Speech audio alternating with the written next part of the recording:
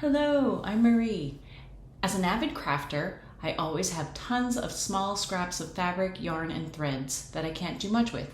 So over the years, I've been using them to stuff beds for pets such as cats and smaller dogs, which I then donate to animal rescue organizations. In this video, I'll show you how I do it. The important feature of these beds is that they can be machine washed and dried, since it's not uncommon for rescued animals to have accidents. These beds have channels which keep them lighter and flatter. Without the channels, the beds can get too heavy and are hard to wash and dry. I found this technique online years ago, and since then people have been asking me how to make them, and I can't seem to find that article, so I decided I would make this video. If you've seen that article or a similar one, DM me. A few heads up before we start sewing. Even with all the crafting and fabric upcycling that I do, I usually only end up with enough stuffing for about 2 to 3 beds per year. If you aren't a patient person, this might not be the project for you. 2. When crumbling a ton of fabric and stuffing the beds, it can be super messy. I sometimes wear a mask, and I always make sure my sewing machine is covered. Otherwise, fabric, lint, and dust can get everywhere, including up your nose. The first time I did this, I was sneezing for hours after. 3. I try to process or crumb my scraps throughout the year so that I don't give myself carpal tunnel when I'm trying to make the beds. It takes way more fabric scraps to stuff these beds than you think it should. I'm putting more info about dealing with scraps at the end of this video, so if you don't want to know about it, you can skip the end of the video after the sewing part. These beds should also have a cover, since you don't want the animals ripping through the beds and getting stuffing all over the place. I won't show you how to make the covers in this video, since I assume that if you're watching this video, you can figure out how to sew what is basically a pillowcase on your own. One note for the pillowcase covers, though, is that I usually cut the covers about 1 inch smaller on all 4 sides than the original bed cutouts, so that the bed fits snugly inside the cover. Here's what mine usually look like with the cover on. I put in a zipper, and I also use fabric that is machine washable and pre-shrunk. Okay, let's get started. I aim to have these beds fit in the bottom of a medium-sized pet carrier, which has a footprint of about 23 inches by 16. You can make them a little smaller, but anything bigger than this might be hard to machine wash and dry. To account for the loft of the beds and seam allowance, I cut 2 rectangles that are about 26 inches by 19. For the covers, I would probably cut them about 24 inches by 17, but this project's very flexible and the animals are going to love them regardless. Then, with the right sides together, sew 3 edges together, leaving one of the long ends completely open. Out of habit, I usually use a 3 1/8 inch seam allowance, but since this project is flexible and forgivable, you can use whatever seam allowance is most comfortable for you. Then, turn it right side out. Ironing it right side out helps with the next step. Using a fabric marker, draw a rectangle in the middle that is about 5 inches smaller on all sides, except the top, which should be about 5.5 inches to account for the seam allowance. I use 5 inches all around, since that gives me enough room to be able to stick my hand in when I'm stuffing the bed around the sides. If you make it too tight for your hand, I think you could use a chopstick or something to cram the stuffing into the sides and the bottom.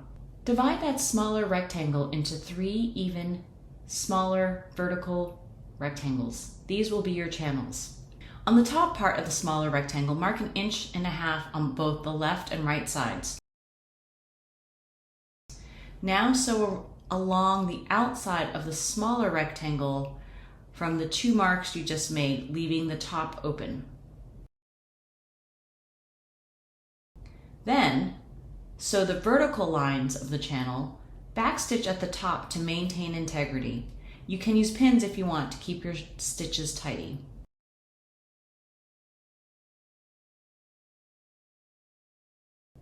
At this point, I usually leave the pillow open and throw small scraps into the channels as I get them throughout the year.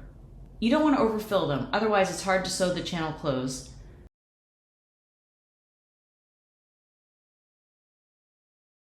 Sew the top of the inner rectangle closed. This seals up the channels. You can then start stuffing the bottom of the pillow and the surrounding edges on the left and right. Once those are almost full, Fold in a 1/2 inch at the top of the pillow, pin it if you need to, and sew the top, leaving a small opening about 4 inches in the middle.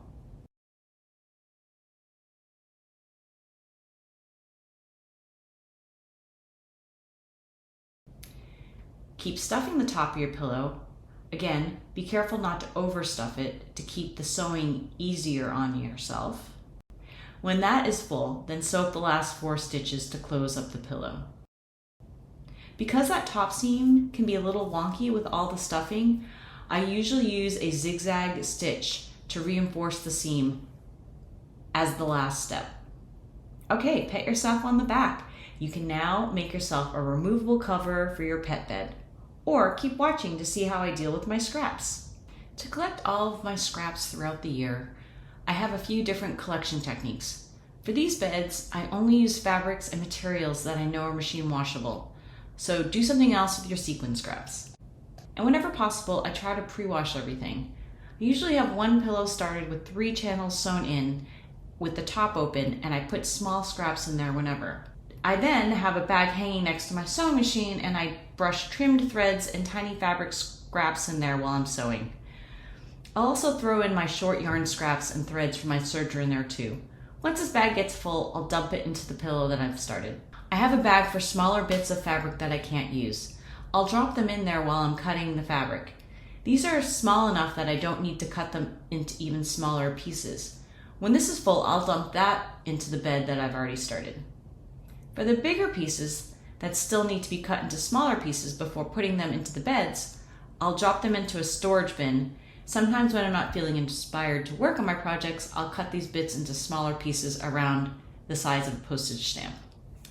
I'll put a link to this post from Portal Lori that shows you how to crumb bigger scraps of fabric.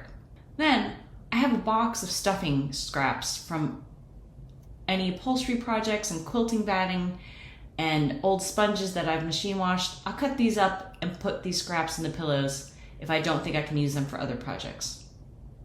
I'll even cut up holey socks and worn out undies for the beds. Of course, be sure to wash them first. And a reminder, when cutting a ton of fabrics into smaller bits, consider covering your sewing machine and wearing a mask, since this process creates a ton of dust. And if I'm cutting multiple layers, I'll fluff up the layers before stuffing them into the pillows. All right, that's all I got for you. If you got questions, put them in the comments below. And if you make this project, please share it with me on the socials. Thanks for watching and craft on.